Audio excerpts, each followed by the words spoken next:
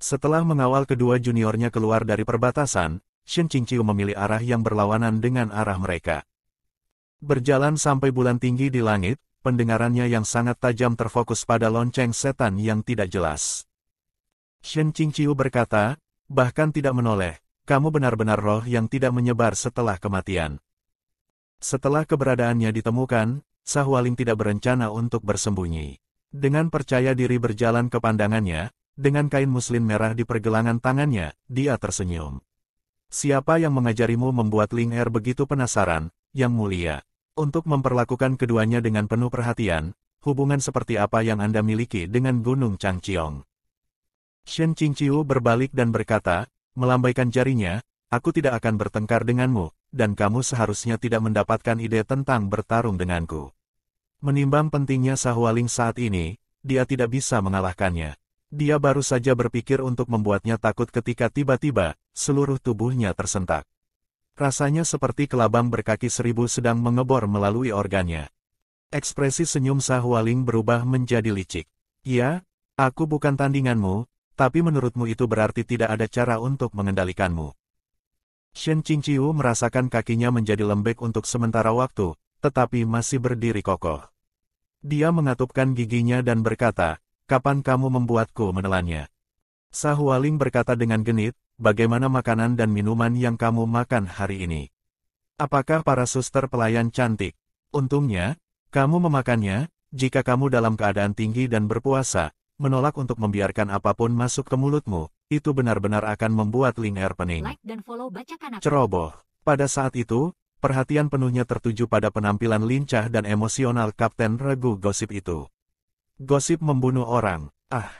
Dia mengitari Shen Qingqiu dan berkata, sangat puas diri, apakah kau tahu apa yang saat ini ada di tubuhmu?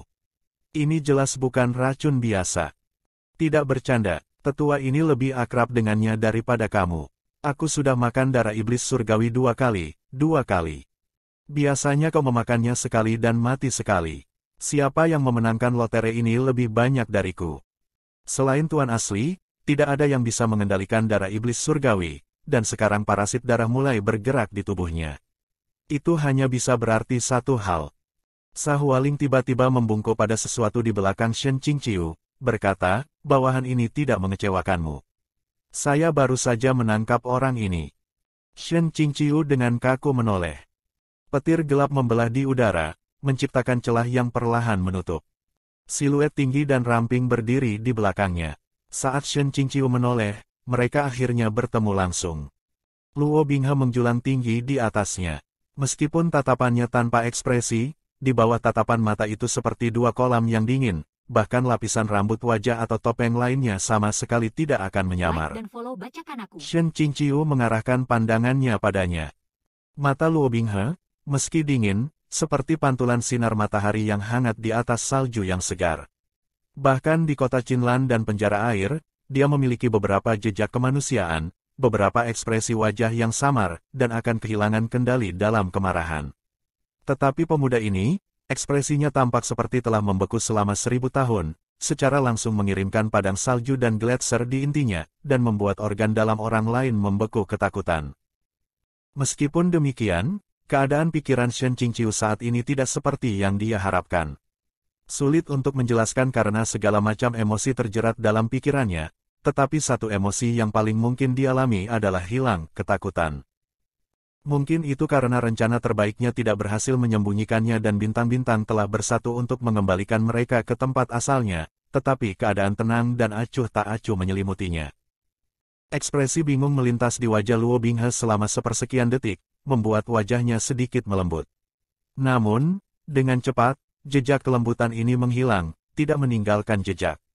Pupil matanya tiba-tiba berkontraksi dan tanda merah rumit berkedip-kedip di tengah dahinya. Sebelum lengan bajunya selesai mengayun, Sahualing tiba-tiba terangkat ke udara, batuk dengan menyakitkan seakan tangan inkorporeal mencengkeram lehernya. Pada saat yang sama, setetes darah iblis surgawi di organ dalam Shen Qingqiu dengan panik terbelah menjadi ribuan benang, mengebor di dalam tubuhnya. Keringat dingin membasahi punggungnya. Luo Binghe berkata dengan ringan, kau pasti punya nyali. Meskipun nadanya ringan, siapapun bisa merasakan amukan kekerasan tersembunyi di balik permukaan. Kau punya nyali. Dengan siapa dia berbicara, dia atau Sahualing? Otak Shen Qingqiu bergeser ke kecepatan tinggi. Luo Binghe seharusnya tidak mengenalinya, bahkan jika wajah saat ini memiliki sedikit kemiripan dengan Shen Qingqiu aslinya. Bahkan jika persepsi Luo Binghe sangat teliti sehingga dia bisa dengan mudah mengenali perbedaan kecil melalui lapisan kumis. Sepertinya dia telah mengenali kemiripannya dengan yang lain. Meskipun pemikiran ini tidak membuahkan hasil, pasti akan menjadi bencana jika dia dikenali, tetapi tidak diakui juga tidak membawa hasil yang baik. Catatan penerjemah. Yan Dowling mengacu pada cerita rakyat tentang seorang pencuri lonceng yang mencoba melarikan diri dari kejahatannya dengan menutupi telinganya sendiri sehingga dia tidak bisa mendengar bel berbunyi. Ungkapan ini mengacu pada upaya menipu diri sendiri. Menurut Baike, di toko-toko Tiongkok kuno dulu memiliki bendera tanda daripada papan nama. Nama belakang Huang ditulis dengan karakter yang berarti kuning. Huang Hua ditulis secara harfiah berarti bunga kuning. Frasa itu juga bisa merujuk pada perawan muda dari jenis kelamin apapun.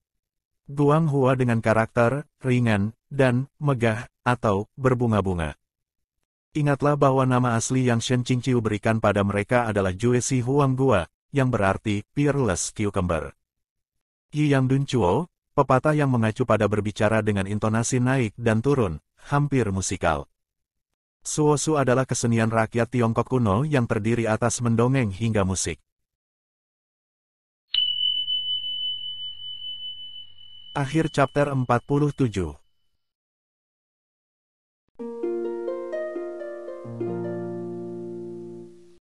Jika Anda suka video ini, silakan like dan subscribe akun YouTube @bacakanaku untuk mendapatkan update audio novel lainnya. Terima kasih.